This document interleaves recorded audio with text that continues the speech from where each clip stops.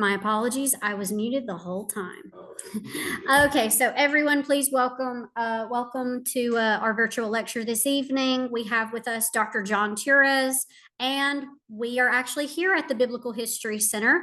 We have our first hybrid lecture here. Dr. John Tures is from LaGrange College. He's a professor there, and he will be lecturing us this evening on lessons from the Judean Revolt against the Romans. So without further ado, Dr. Tures, go right on ahead and take it away. Thank you very much for having me. I'm glad we got a small group here, but maybe a couple people online. I'm also recording this, and you can save the link. So if you want to share it around, that would be fine as well. I got interested in this. Have you ever fallen down a rabbit hole on the internet where you just start looking up something? And I believe it was over the summer and said, guess what happened on this day? And I thought, oh yeah, I remember hearing about that there was some Judean revolt against the Romans. I remember Jerusalem being destroyed. It was like about 80, 70, but that's about all I knew about it. However, I did know a lot about something else called Masada. Have y'all heard of Masada before? Mm-hmm. Oh my gosh, that's an exciting time. What happened, for those who didn't know, this was about a group of Judeans who held out against the Romans. It's like the Alamo of the Middle East, except they held out a lot longer, maybe 2 to 3 years than the Alamo itself did. And so I'd seen that when I was a young kid. There was a mini series that came out, like a 4-hour movie, and they broke it into 2 nights. And it was it starred Peter O'Toole, and it had the Romans going against Messiah. It's so well done in the 1980s. I got really excited about this, and so. But the movie didn't cover very much about the destruction of Jerusalem. So I started doing a little bit of looking into this, and I got kind of excited. And so I gave a presentation at First United Methodist Church to one of our church groups, and then others said, you should give this again. So I wound up giving it 3 times. And then the Biblical History Center said they were interested. So happy to talk about that. And I'm going to share on my computer the screens, as you can see for here, about the first Jewish revolt against the Romans. That's right, there were 2. This is the big one. The other one's considered a much smaller one. And when you hear the story about this, you'll be like, oh my gosh, why don't they make a movie about this? This is, it's a lot like one of those Braveheart movies or The Last Samurai, or one of these big productions where you've got some plucky, smaller group taking on a much larger, powerful imperial force. It's almost like a trope. And yet not many people have covered this one. So I will move on to this. Believe it or not, this was predicted to happen a long time earlier. You think about how did the preseason college football picks go for prediction? When it's supposed to be Texas against Penn State. And one team fired their coach and the other getting rid of their quarterback. And so they're in disarray. So we're often not as good at prediction, but back then they seemed to know something. Have you ever predicted something bad? Like you were sure something bad was going to happen? Anybody got an example of something bad that you predicted? Where you were like, okay, you knew it and you just felt like you couldn't stop it. Anybody seen Lord of the Rings? Okay, there's a classic scene in there where the bad guys are attacking, and a member of the capital city says, you know, long has our Lord foreseen this doom. And the wizard says, yeah, he predicted it, but he didn't do anything about it. You know, there were no defenses or so. Sometimes that's what happens in Return of the King. I do remember during the Great Recession of 2008, there was a bank collapsed almost overnight, and Bear Stearns, it was in March, and they collapsed. And then JP Morgan swept in and they bought it all up for nothing. And everyone says, no, everything's fine. And I got worried. So I asked our financial advisor, I asked another professor, oh, is this going to be bad? And he said, yes, it is. So decided to make a few changes to avoid that. But a lot of times people don't go along with it. They just don't want to know about bad news, maybe. You know, or if you don't feel like you could do something about it, you don't get listened to, Anybody ever seen the movie Day After Tomorrow?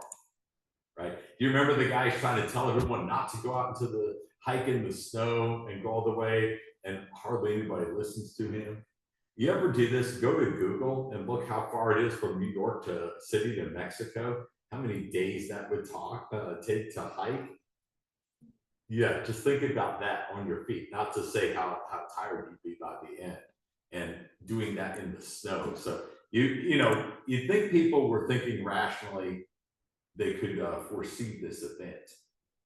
But no, not many people listen to him, even though he says his dad's a scientist and stuff. Maybe people just don't listen to those.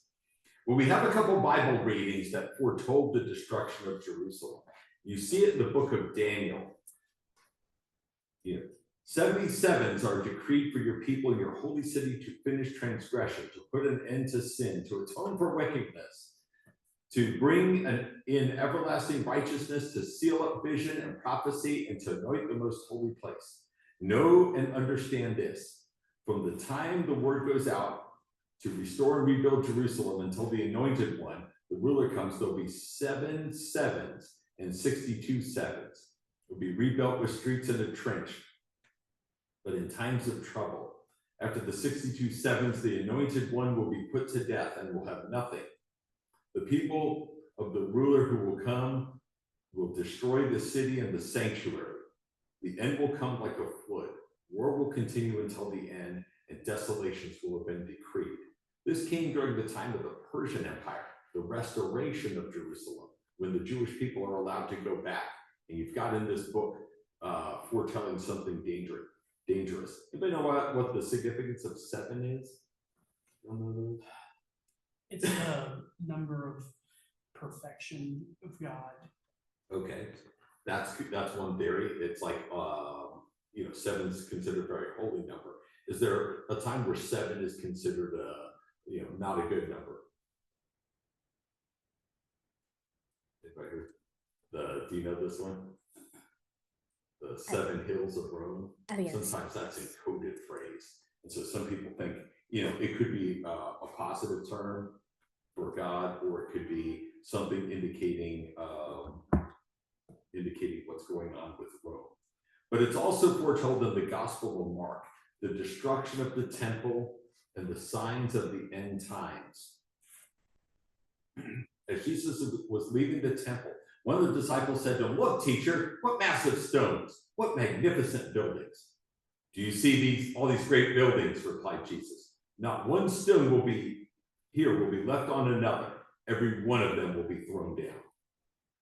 And keep in mind, this is when Jerusalem was a bustling center of commerce, during Jesus's time. He's talking about an event that's going to happen in just about 40 years. Like, this whole place will be laid waste.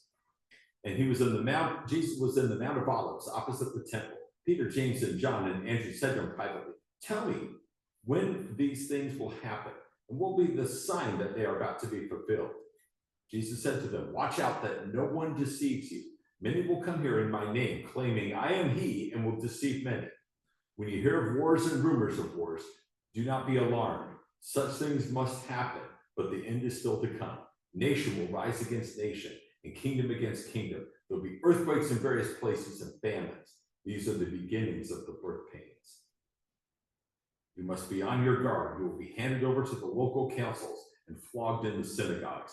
On account of me, you will stand before the governors and the kings as witnesses to them. And the gospel must first be preached to all nations. Whenever you are arrested and brought to trial, do not worry beforehand about what to say. Just say whatever is given to you at the time, for it is not you speaking, but it is the Holy Spirit. Brother will betray brother to the death, and a father his child. Children will rebel against their parents and have them put to death. Everyone will hate you because of me, but the one who stands firm to the end will be saved. When you see the abomination that causes desolation, standing where it does not belong, let the reader understand. Then let those in Judea flee to the mountains. Let no one on the housetop go down or enter the house to take anything out. Let no one in the field go back to get their cloak. How dreadful it will be in those days for pregnant women and nursing mothers. Pray that this does not take place in the winter, because those will be the days of distress, unequal from the beginning when God created the world until now, and never to be equaled again. If the Lord had not cut short those days, no one would survive. But for the sake of the elect, who he has chosen, he has shortened them. At that time, if anyone says to you, look, here is the Messiah, or look, there he is, do not believe it. For false messiahs and false prophets will appear and perform signs and wonders to deceive, if possible, even the elect. So be on your guard. I told you everything ahead of time. But in those days, following the distress, the sun will be darkened, and the moon will not give light. Stars will fall from the sky, and the heavenly bodies will be shaken. At that time, people will see the Son of Man coming in the clouds with great power and glory. And he will send his angels and gather the elect from the four winds and from the ends of the earth to the ends of heaven. Now there's a great lesson from the fig tree. As soon as its twigs get tender and the leaves come out, you know that summer is near. Even so, when you see these things happening, you know it is near, right at the door. Truly, I tell you, this generation will certainly not pass away until all these things have happened. Heaven and earth will pass away, but my words will never pass away. But about that day or the hour, no one knows, not even the angels in heaven, nor the Son, but only the Father. So be on guard, be alert. You do not know when that time will come. It is like a man going away. He leaves his house and puts his servants in charge, each with their assigned task, and tells the one at the door to keep watch. Therefore, keep watch, because you do not know when the owner of the house will come back, whether it's in the evening or midnight, or when the rooster crows, or at dawn. If he comes suddenly, do not let him find you sleeping. What I say to you, I say to everyone, watch. So there, I always think about this. I wanted to read it because there are also a lot of people who will be like, oh, we have scientifically figured out exactly when the rapture is going to come, to the hour, to the minute. So we're investing gold, or whatever they tell you to do. And I kind of take heart to understand you've always got to be ready, because you can't predict in advance when these things will happen. In fact, it probably seemed very unpredictable during the first Jewish revolt versus the Romans. Now, this did not occur or did not start in Jerusalem. It started in Caesarea. And there you had a group of Greeks. And remember, during the Roman Empire, people are moving all around. They're being moved or they're choosing to move all over. And there were a fair number of Greeks who settled in the area. And they wanted to be able to practice their religion within the synagogues and wanted to sacrifice their animals. And the Jewish people were really upset. They're like, this is going to desecrate our temples. It'll desecrate our synagogue. And the local leader, I'm going to apologize, I mispronounced it, Gessius Florus, he took payment to be the arbiter. And what he did is, instead of even hearing the dispute, he canceled it, and he arrested the Jewish people who were protesting this idea. So when the Jewish people heard about this, or when they saw this happening, they started to protest. They started random attacks on Romans. So Gessius Florus decides to get even with them and steals all of the temple funds. And that led to a series of riots. He thought he would, this is kind of an action-reaction cycle. He thought he would up that by whipping and then crucifying the city leaders. But instead, it was his area, all throughout Judea, where the Romans were defeated, the Romans were destroyed. So his forces were crushed, and he was ousted. Now you remember, you had the Romans, the Romans were in charge, but they also had local rulers, like local King Herod Agrippa. And he fled the place with his sister Bernice, who I think he'd taken up with, or so. I guess that's what people have. So, so basically the Romans in the Judean area have been ousted. So this is the first victory. And this is where a group of Jewish people, the Sicarians, they occupied the Masada fortress from the Romans. And you all probably know, if you've been there, who built it. It would be King Herod, right? The Herodian kings had built this as a special fortress. So as you can imagine, the Romans didn't take too kindly to this. There weren't, usually what happened is if you got lucky in a battle, you were going to face the aftermath, the crushing blow. Those of you studying history, you probably know like the Teutoburg Wall, and then the revenge comes afterwards. So sometimes you could beat the Romans once, but they were going to take this seriously. So they ordered the Syrian forces to march on in, the Roman legions in Syria, to come in from the north. Let me see, obviously Galilee coming from up north in this area. So they're coming in, if you know where modern day Syria is, Lebanon would be up this way. So the Syrian forces are coming on in, and they're going to hit Galilee, this being the Sea of Galilee. They're going to hit it first. Jerusalem and the capital, the heart of Judea is down here, but they'll go through Galilee first. And they were none too kind occupiers. They massacred civilians, and they just marched down. They figured it was going to be a pretty easy fight.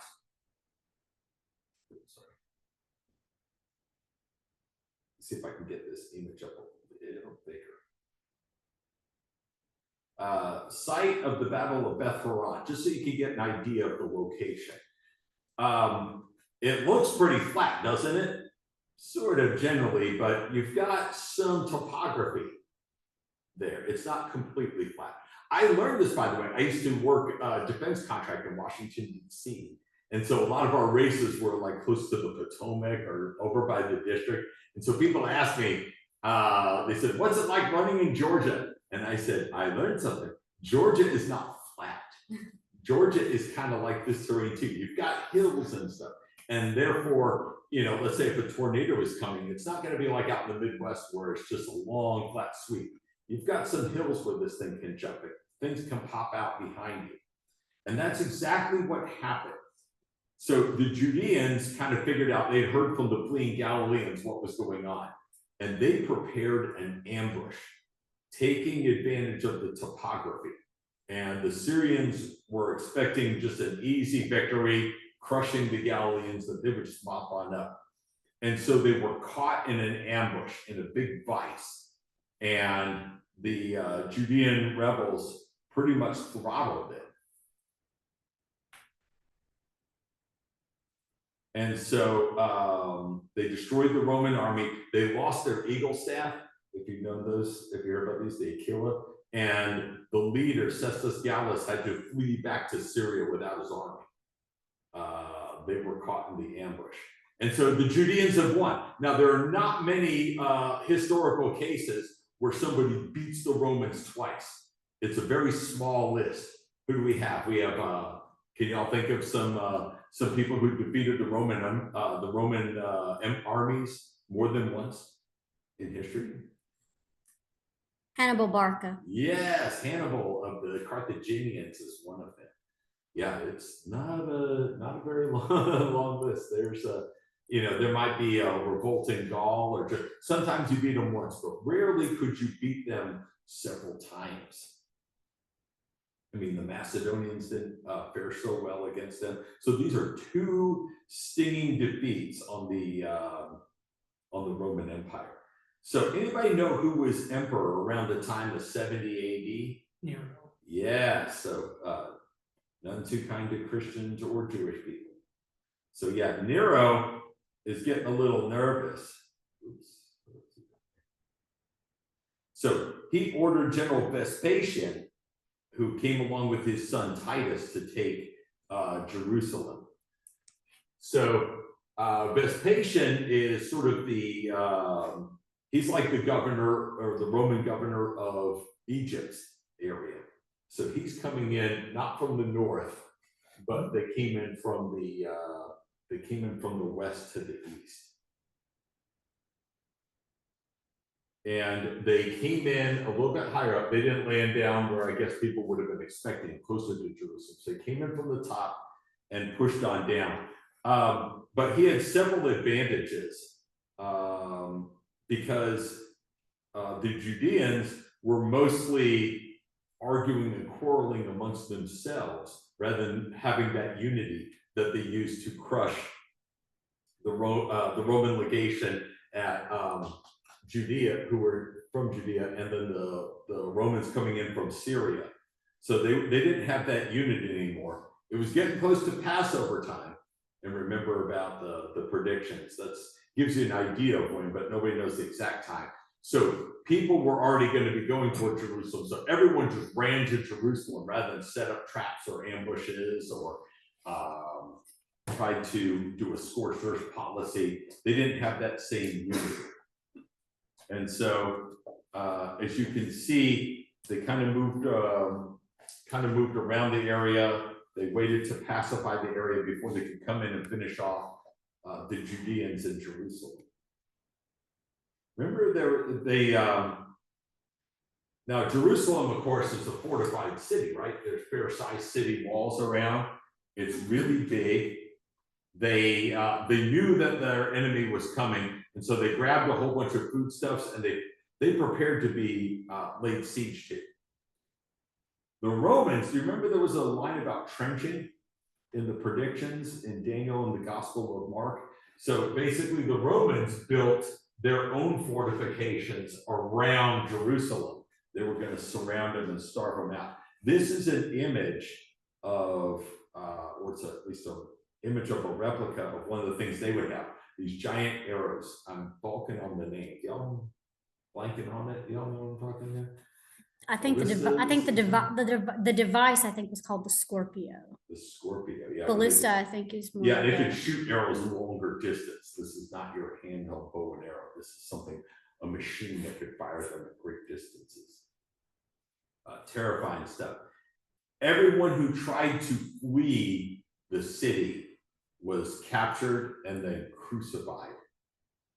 You know, they're trying to, they're trying to basically inflict pain, showing that you can't survive, you're going to be stuck here. They're hoping that they'll surrender and realize that you can't get out of here. Anybody ever seen movies like Mad Max movies, Road Warrior? There's one like that where like everyone who tries to flee, all the good people, whenever they try to flee, these bikers with mohawks would do terrible things to them, you know, capture them to try and get them to surrender or leave.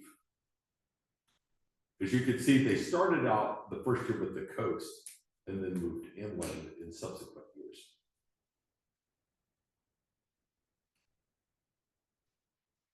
However, as tough as it was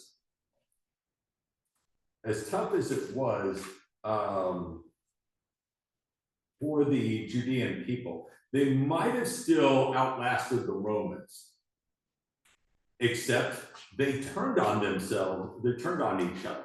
The working class zealots, they wound up killing off many of the elites and the moderates who supported a truce. They wanted to work out a deal. Oh, I'm sorry, I should have brought up something else. What happened was Vespasian, who had been put in charge, he actually had to leave. Anybody know why Vespasian had to leave in the middle of the attack? Wasn't Nero getting run out? Yeah, or Nero was slain. And so Vespasian, who was like this very effective general, was pulled away to become the new emperor. So he leaves his son Titus in charge. And not only did the zealots kill all the moderates, anyone who wanted a truce was considered a traitor. And so they were killed off. And then the zealots became jealous. So gangs of zealots would kill each other all within the city. And then the worst part, you know, they had built up all kinds of food stores, beef jerky, dried fruit. They were ready for a long multi-year siege. So you thought everything was going to be going well, except that one of the zealot factions actually destroyed all of the food and the water that they had saved up. And you're like, what?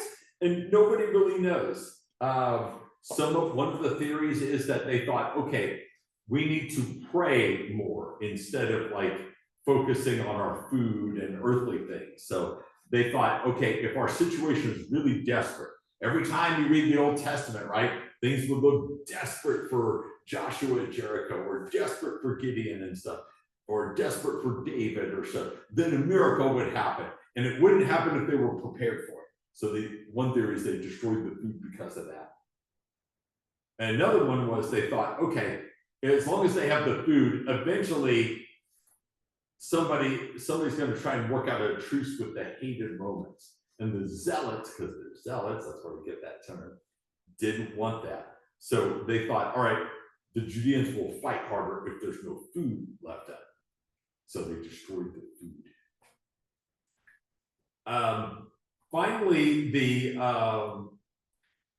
Romans launched an attack, and there's some argument back as to forth as to what happened. I don't know if you've ever heard the story. Since you were in the area, did you ever catch up with what did they say was the instigating attack?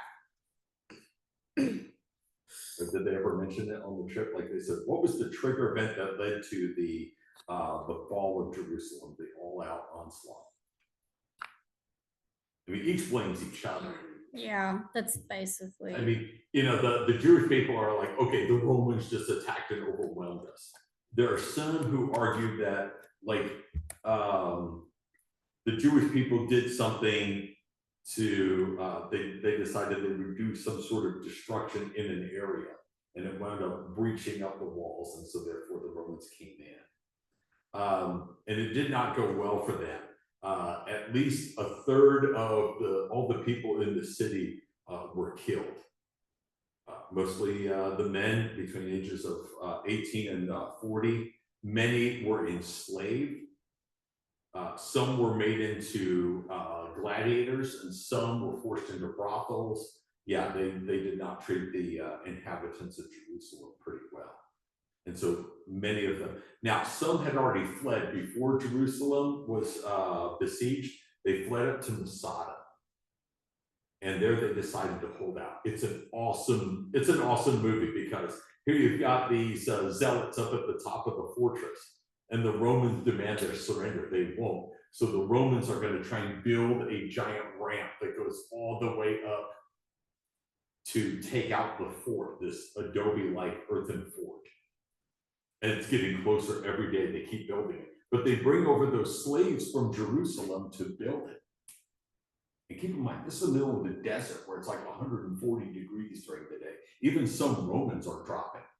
There's a moment in the movie where this Peter O'Toole, who's the leader of the Romans, he decides, all right, when his general is criticizing him, he goes, you got a better idea? You do it.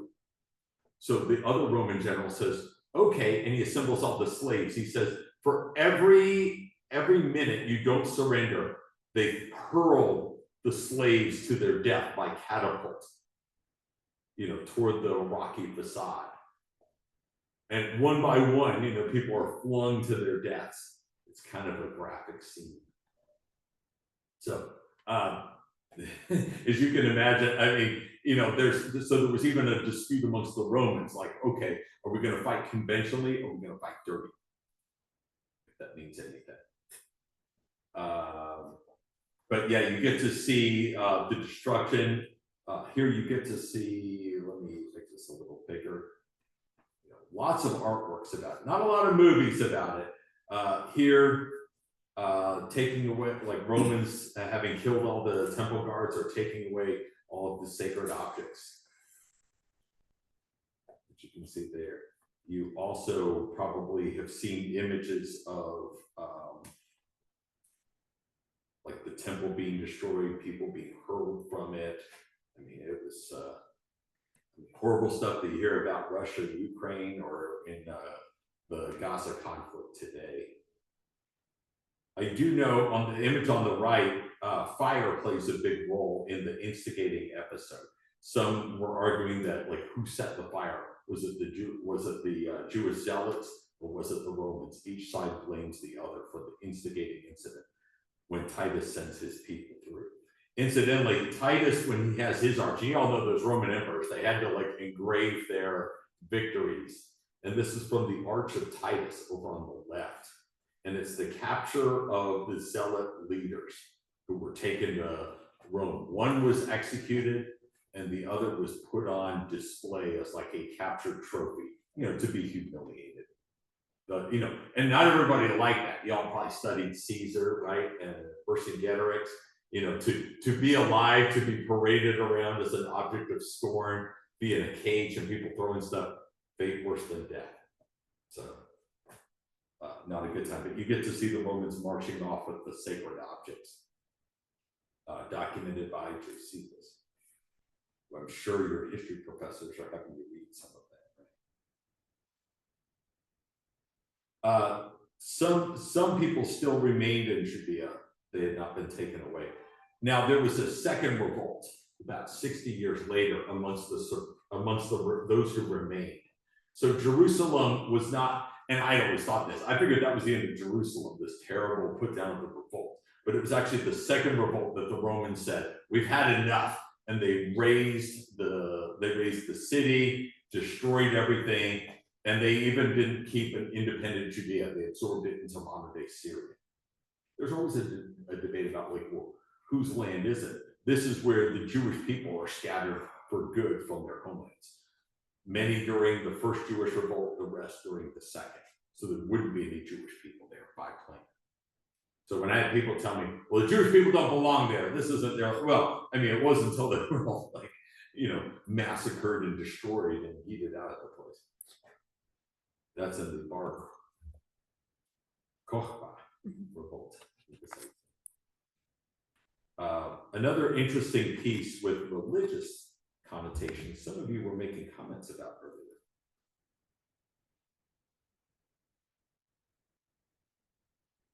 See if I can get this a little bigger. Yeah, it shows over here you get to see Titus's group coming in triumphantly, right? But what do you notice about what's coming? You see the fire over here, right? What do you notice about who's y'all mentioned something about the people at the top. Who were some of the people that you were noticing at the time? Moses, Elijah, David. Yeah, Moses, some of the great historical figures who are watching the destruction. Possibly Solomon as well. It could be Maybe Solomon as maybe well. Enoch. Yeah, some of the great up at the top. And you'll notice what's coming on down to aid in the destruction, not just the Romans, Angels. Angels. Well, they could be winged.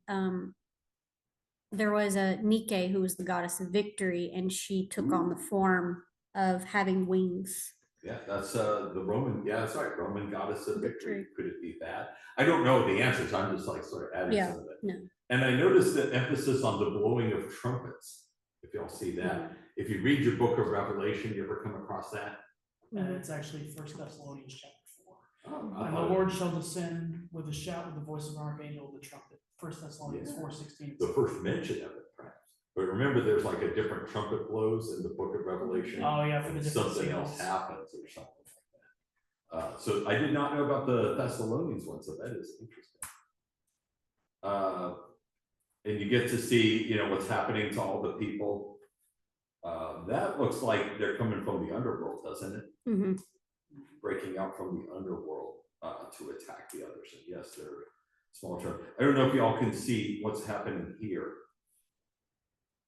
but this was the fate of a number of residents. The father is stabbing himself. Many of the Jewish people refused to be taken alive amongst the hardcore zealots, and they wound up killing themselves and their families. Some of the people are being dragged off to be enslaved. And so that represents the Sicarians who would rather take their lives rather than submit to the Romans. Y'all see anything over here on the right?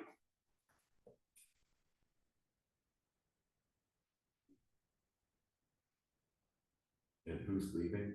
This is a mystery. I don't have all the answers, but what do you think? Any imagery strike you? The woman on the donkey holding what looks to be two infants strikes me. They're reading books. You have angels around them. A chalice, maybe like the cup of Christ. Could this be these are the Christians who will carry on, you know, for much of it? Not sure. You know, it's just one of those that, like, I wasn't around to talk with the painter, so maybe there's some intrigue going on.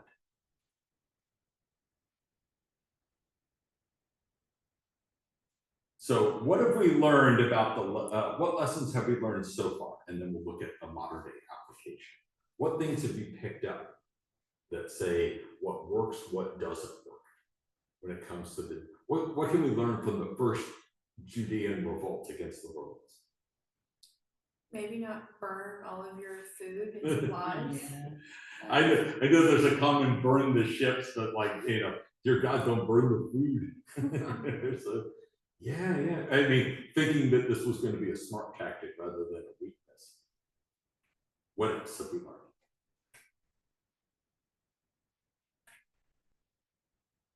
Like, when was it working?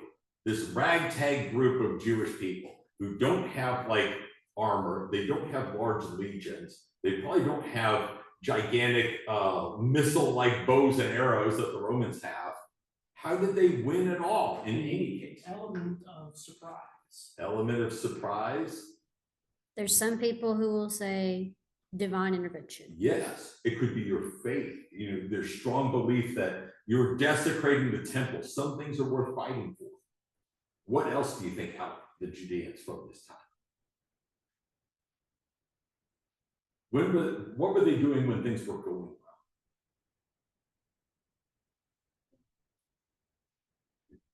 When they were winning, they worked as a team. They pulled together, right? Ambushes aren't it's not just like you had to have lots of people agreeing, right? They put aside their differences, their many beliefs, the many different arguments they might have for, to defeat a common enemy. And keep in mind, they're probably not wearing tons of armor. They're probably wearing like desert clothing, desert robes, whatever swords they could take from when they knifed Romans the first time. They've got somebody's hand-me-down. And yet they crushed the Syrian legion and took their staff. That's quite an accomplishment of these people. Most of the time you hear about others. Hannibal's got like elephants and excellent fighters, and he's picked up Gaulians and folks from Spain, coming along on this long entourage. The Jewish people were defeating them on their own twice.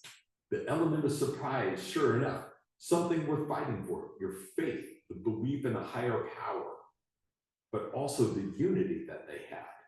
Because when did it start falling apart? When they Start decided on to each do other. something. Yes. Oh my gosh, yeah. When they decided, when they just couldn't agree about how to fight. Should we negotiate? Should we continue to fight? Should we store the food? Should we destroy the food? What's the best? They all started turning on each other. We think that whenever you hear about Jewish people, sometimes people go, oh, like all Jews, or people think this about other people. And the Jewish people are not a monolithic culture. They have lots of different views. Even in Jesus's time, people would gather in the temple and they would argue and debate about what should be done, right? Except this time they were arguing, but it was a life and death struggle. They were killing others. This is probably not the best movie to bring up in the Biblical History Center, but have you ever seen a movie called Life of Brian? Okay, yeah, I know. But I'm not going to bring up the whole part of the movie. We got to meet the lead actor who played Brian when we were in high school, so this kind of sits with me. But there's a scene, I won't talk about the whole movie, but there's a scene in the movie where you have a fight between the Judean People's Front and the People's Front of Judea, and they're like insulting each other. And you see that they're trying to overthrow the Romans, and the People's Front of Judea and the Judean People's Front are fighting each other in the sewers, and they're killing each other while the Romans are getting away with this. Don't worry, that's all I'm going to bring up about a movie with a lot of inappropriate stuff. But that part captures, in fact, when I watched it in high school, I was like, that's the part that stuck with me the most, was like, this group that they were more willing to attack each other than their common enemy. And I think that's what the directors were trying to sadly put fun in. You get to see some of this in modern day politics in Israel. By the way, when I was putting together these slides, LaGrange College was gearing up to do something they had never done before. We were going to have a trip to the Holy Land. Reverend Ashley Fitzpatrick Jenkins and I spent a lot of time working together, trying to plan out, figure out which groups to go, where in Jerusalem, go to Bethlehem, where was it safe, State Department reports. We spent months planning this thing. And finally, in the very beginning of October, you see where this is going, we got it approved. And I was like, finally, we get to offer this to students. The end of the week was when you had the attacks from Gaza. And I remember Ashley texting me and I'm like, oh my gosh. And said, I guess that's the end of the trip. And I said, I don't know. This has been the most interesting time to go to Israel right now, if you think about it. And it's going to be safe. It's going to be probably safer now than it would be a week before the attack, right? Well, smarter people at LaGrange College prevailed, and we were not allowed to travel. So we then looked at Ireland, but eventually settled on Greece. And so we got to follow the footsteps of the Apostle Paul and going around. And I got to tell you, that was an amazing trip. And there were other religious groups too that were going to that area. And I learned a lot. So if you get a chance, following in the footsteps of Paul, that would be a really cool thing to be organized, to repeat what we did. But if you look at how organized or disorganized the Israeli Knesset or parliament is, like basically they haven't had a stable majority coalition in the last 6-7 years. I mean, you know, we seem like we're a pretty divided country. No, this is a very divided country, if you think about it. I mean, the largest party isn't even getting 25% of the vote. Seats are spread out amongst 3, 6, 9, 10 different political parties. Those aren't the only parties, those are just the ones getting the votes. And these coalitions are very unstable. It's very easy to topple an Israeli government. Does this sound familiar? And there are several of these groups that will never team up with another party. They're like, we'll never do that. So right off the bat, it's very hard to govern in Israel. And I'm sure Hamas, the Palestinian terrorist group, probably knew this pretty well when they decided to launch their attack when they did. Some of it was about Israel signing a peace treaty with Saudi Arabia to get recognition, and they wanted to wreck that. But some of it is they got to see how divided the country was. And so they tried to take advantage of it. Clearly Israel fought back, but you can already see signs that as soon as that war is over, they'll go back to parliamentary squabbles. I mean, I wish it weren't the case, but that's what happens. They temporarily formed a national unity government, but it's unlikely that you're going to see a majority coalition come out of this. You'll have a series of unstable coalitions. And that's, I mean, because Israel's got an impressive economy, great investments, great people, you know, great faith, great history, a lot of things. It's one of the strongest economies in the region, but it's these politics that keep people from being divided and enable their enemies to try and take advantage. Hopefully something that doesn't happen here. I'm up for any questions from people online or in person. Am I doing good for time? You are, you're doing Okay. pretty good. I'm doing bad for bringing up Life of Brian, but I'm doing good for time, right? Okay, good. So I'll happily entertain any if people are thinking about it. Keep in mind, I'm not a perfect expert on the area. I just know what I'll let you know if I don't know the answer, but I assure you I will do my best to look it up. So yes, if there's any questions for Dr. Tures, you can unmute yourself. You can ask him the questions. Those of you that are online and those of you, of course, in person, please feel free to ask him as well. But no gotcha question. Just kidding. No. And like I said, if I don't know, I'll try and look it up. See if it does. Go ahead. Is it just pure coincidence that the passages of scripture that describe the events that you discussed also describe end times events? I think that's, yeah, you see, before I started looking up all this, I figured most of that the sun going black, the moon going red as blood, stars falling, I figured that was only in Revelation, right? St. John writing about this years later on some island. Yeah, Patmos. But I didn't think about it being in the book of Daniel, for example. I didn't think about Jesus bringing this up before the destruction of Jerusalem. So that's something I learned while doing this. Okay, good question. Got some others? I don't know if you heard, but I think it was maybe sometime last year or the year before, they actually found there was some separate discoveries, I think around Masada. In one of the caves, they found preserved Roman swords that dated Whoa. to the siege. Oh, So they probably, there's debate, of course, on if there were Roman soldiers living there, or maybe even some of the Sicarii living there, or maybe people who had escaped Masada living in there. There's a lot of different theories about that. And then a completely separate discovery in Jerusalem. Jerusalem, of course, has a lot of layers of history to it. yes. And there was some, in what would have been deemed as, I think, the sewers of that time period, they actually found underground, they found proof that people were living there in the sewers after the temple was destroyed. Oh, they had to take So some they- areas and hide. Yeah. They had, there was like weapons, there was remnants of food seeds. It was a lot, and this was in Jerusalem. But yeah, two different things, but connected to the fall of Jerusalem and the siege of Masada. Yeah, not everybody It was was really massacred interesting. in Jerusalem. Not only did they find subterranean, passages to get out, a couple people did, but you also had like a case, like for example, there was a person who was considered a very well-respected religious teacher of that time, and he was not one of the ones advocating to kill any Jewish rival he had. And evidently his followers were able to smuggle him out in a coffin, and they made it seem like they were slaves and they were ordered to do this, and they smuggled their leader out. I thought that was one of the more interesting stories. So some of the people found resilient ways to escape the destruction.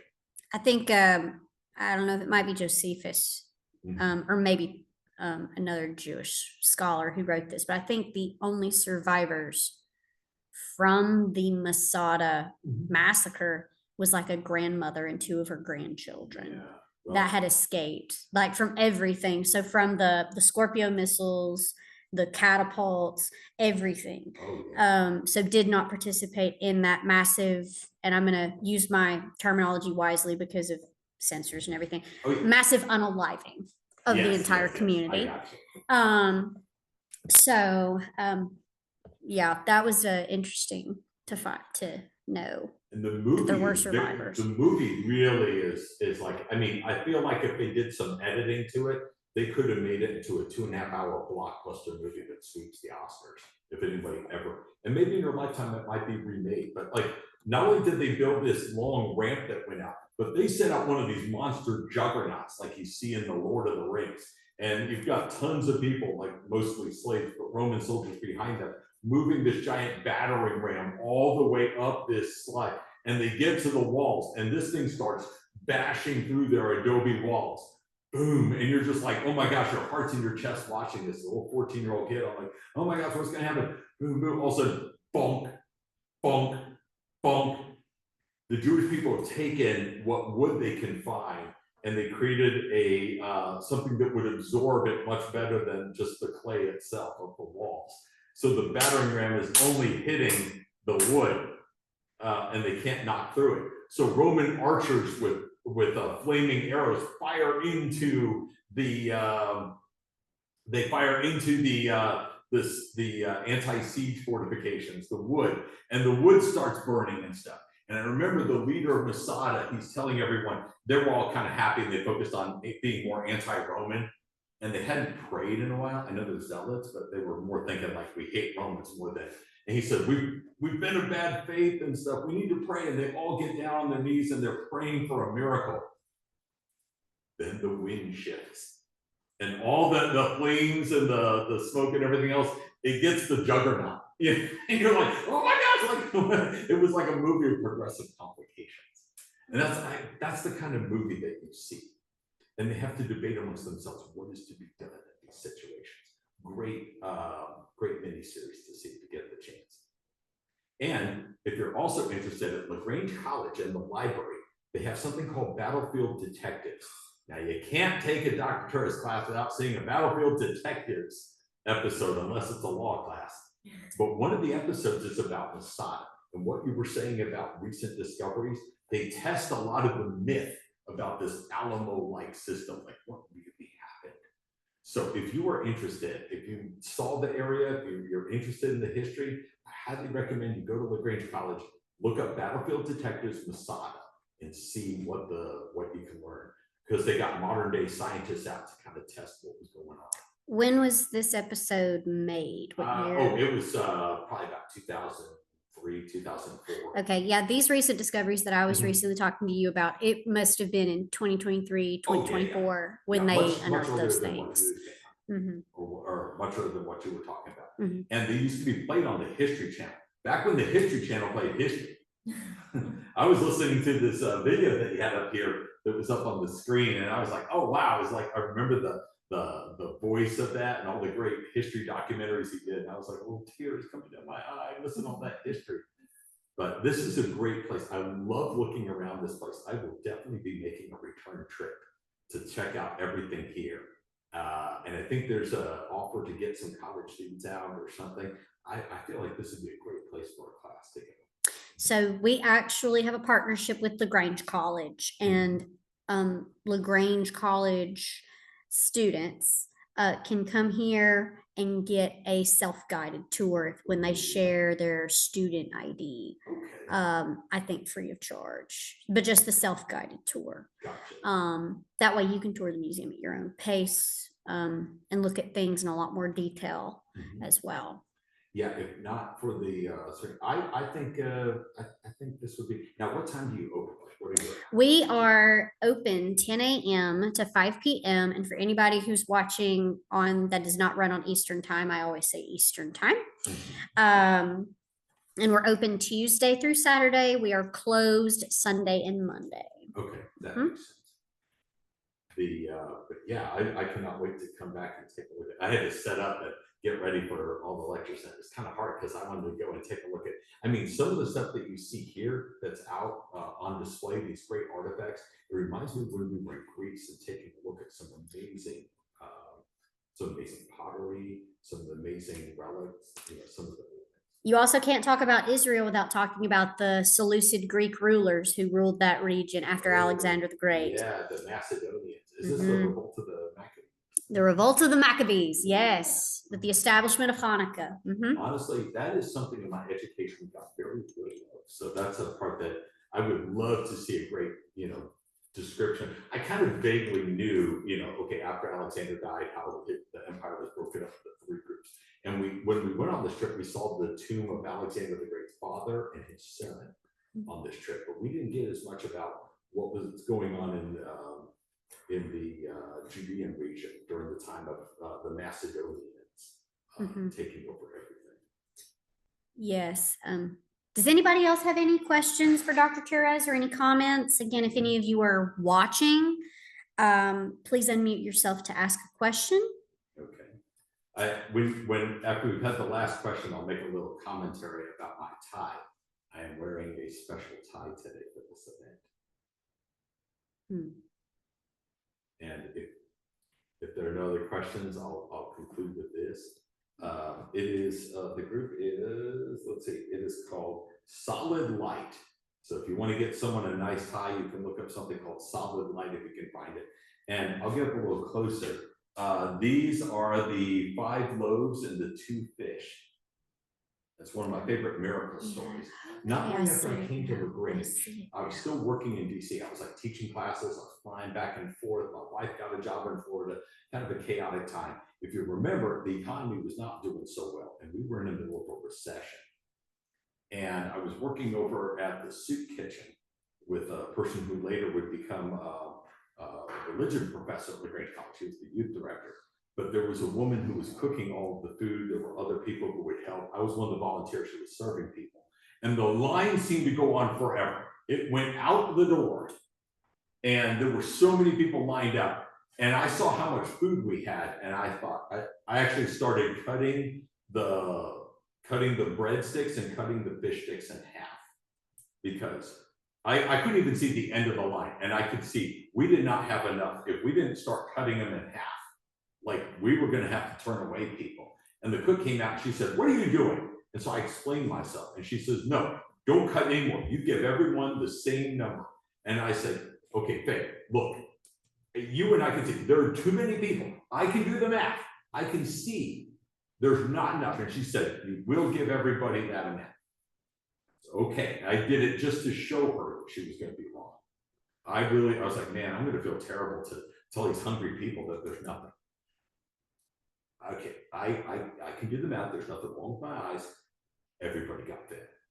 Like there was not anything left for anybody. And I just remember like looking at as the last person left, and the food was all gone, but everybody had a meal. And I was like, I just said something like, "That's impossible. That could not have happened." But it did. And so the main reason that we're all here isn't just about Jewish people. It's not just about revolts and Romans and other things like that. Is that there's some power out there bigger than ourselves. There's a force for good that even when you don't think it's going to work, it's going to be there. And so I wear this to remind myself to have faith that there is something better out there, that miracles can happen. Like it wouldn't have happened if we just quit. Nobody would have been fed if they listened to me and cut everything in half and stuff like that. I was trying to be nice. I wasn't trying to be mean or something. But don't understand all of it, but that's why I go to church on Sunday. That's why I try to study some of this so I can realize there's something bigger out there than ourselves. That's what guides me here. Angelica, excuse me. Sure. Angelica mentioned in the chat what a powerful testimony. Yes. And it truly is. Because I've had people ask me, they're like, "Have you ever actually seen a miracle? Have you ever seen God's work?" Usually people say, "Oh yeah, I saw a tornado or something like that." Okay, I don't think that's how it works. But that's what I saw, and I cannot explain it. I swear to you, if you were there, if you were in my position, in my eyes, you would have been just as flabbergasted. But yeah. Anyone else have any other questions or comments? Well, first of all, Dr. Tures, thank you so much for your time, and thank you for giving this lecture to us. We'll have this lecture uploaded as soon as possible to our YouTube channel so everyone can have access to it. If you're not familiar, the Biblical History Center is on YouTube, Facebook, Instagram, so please feel free to do that. I also would like to remind everyone that on November the 4th, our Christmas tours here at the Biblical History Center will ramp up. We have not come up with an official name yet, but these tours basically focus on the ancient Old Testament prophecies regarding the birth of Christ. If you do the biblical meal during November and December, that is when we will talk about the history and the celebration of Hanukkah and why the Jews celebrate Hanukkah. So these guided tours and the meals have to be done by reservation only. And I highly recommend y'all seriously get your reservation in as soon as possible. We already have slots in November and December filling up incredibly fast. Also, December 19th and 20th is our Starry Night event, where we will where basically it will be a Christmas tour at dark. We will have live animals.